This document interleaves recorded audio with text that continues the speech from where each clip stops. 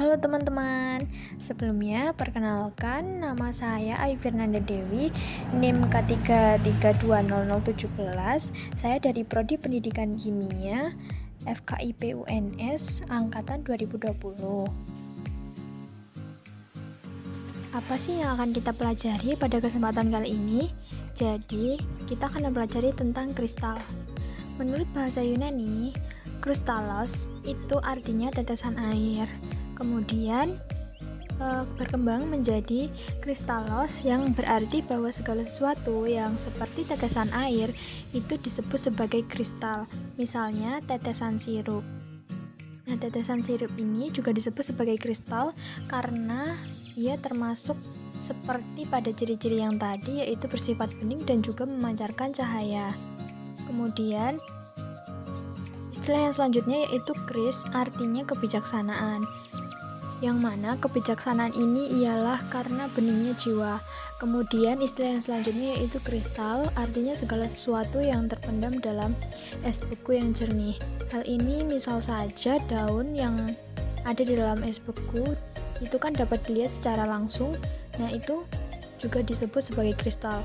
Kemudian istilah yang selanjutnya yaitu kristal yang dimaknai sebagai perhiasan yang indah, mahal, yang mana terbuat dari batu yang bening, tembus pandang, dan juga memantulkan cahaya karena keindahannya. Yang ini contohnya yaitu intan, berlian, dan lain-lain. Kemudian kristal pada era modern itu artinya segala sesuatu yang tersusun dari atom yang teratur dan susunannya berulang secara periodik. Nah, sekarang itu suatu material yang disebut kristal hanyalah apabila ketika suatu material diidentifikasi dengan sinar XRD dan juga ditembakkan dengan berkas cahaya atau berkas sinar X, itu dia akan membentuk pada intensitas atau theta tertentu sudut antar atomnya itu kemudian membentuk difraktogram yang teratur. Contohnya pada gambar berikut, yaitu itu difraktogramnya kan naik. Nah, itu menunjukkan bahwa kristalinitasnya cukup baik karena intensitas pada theta itu tinggi. Jadi, bagian material yang atom itu membentuk sudut tertentu, itu sudut tersebut apabila dipantulkan dengan sinar X itu dapat memantulkan sinar yang cukup tinggi. Kemudian, difraktogram yang sebelah bawah itu menunjukkan bahwa itu tidak teratur. Nah, jadi itu bukan disebut sebagai kristal, namun disebut sebagai amorf. Seiring berjalannya waktu, pengertian kristal itu juga berubah. Nah, kristal di sini adalah atom atau ion yang tersusun secara teratur, yang mana antara atom satu dengan yang lain itu sama. Nah, kemudian atom itu terletak dalam susunan yang berulang dalam jarak atomik yang besar dan juga sama, serta berulang dalam urutan yang panjang. Jadi dalam susunan atom pada kristal atom-atom yang tersusun antara satu dengan yang lain itu teratur dan juga berulang. Jadi jarak antara atom satu dengan yang lain itu harus sama.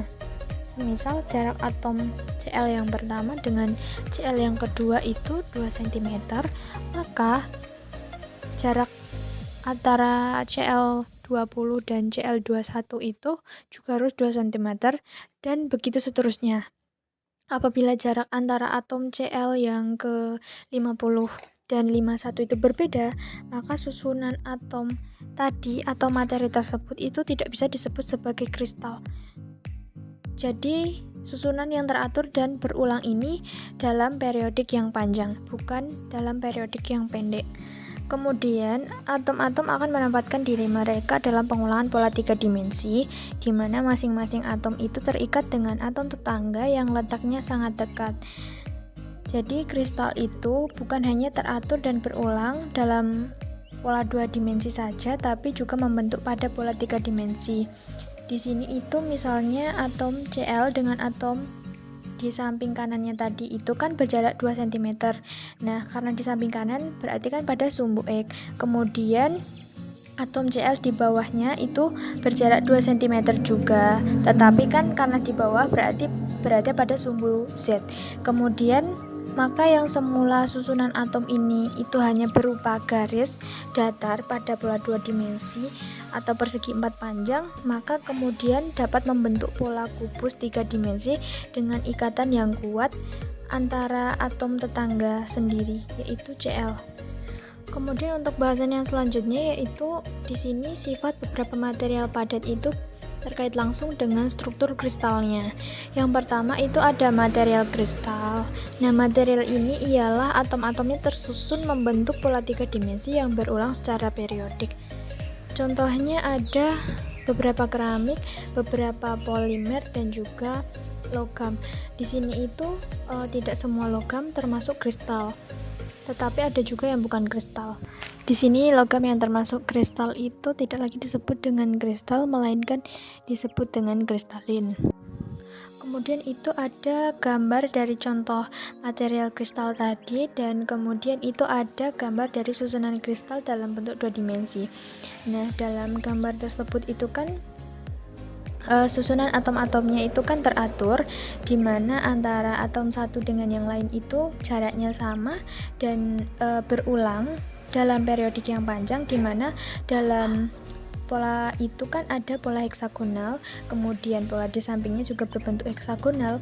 Kemudian ketika pola tersebut berulang dalam periodik yang panjang, kristal tersebut dapat membentuk sebuah pola. Kemudian yang kedua itu ada material non-kristal. Nah, material ini ialah atom-atomnya tidak tersusun secara periodik, atau juga material ini tuh dinamakan atau disebut sebagai material amorf atau amorphous. Nah, struktur pada amorf ini tuh sebenarnya hampir sama dengan kristal, tetapi pola susunan atomnya yang dimiliki itu tidak teratur seperti kristal dan juga hanya dalam jangka yang pendek. Nah, berikut itu ada gambar susunan material non-kristal dalam bentuk 2 dimensi. Nah, itu kan dapat dilihat bahwa strukturnya itu tidak teratur, yang mana bentuk antara susunan yang satu dengan yang lain itu berbeda. Yang satu berbentuk, misal yang satu itu ada yang berbentuk heksagonal, yang di samping itu berbentuk pentagonal atau bahkan tidak teratur. Nah, di sini itu bahan seperti gelas yang non-kristalin ataupun vitrus itu memiliki struktur yang identik dengan amorf. Baik, ini ada beberapa referensi yang telah saya gunakan untuk penyampaian materi tadi. Mungkin hanya itu saja yang bisa dapat saya sampaikan. Apabila ada kekurangan ketika saya menyampaikan, saya mohon maaf, dan semoga ini dapat bermanfaat bagi teman-teman. Terima kasih karena telah menonton video ini dan juga telah menyimak. Saya pamit undur diri dan sampai jumpa di lain waktu lagi.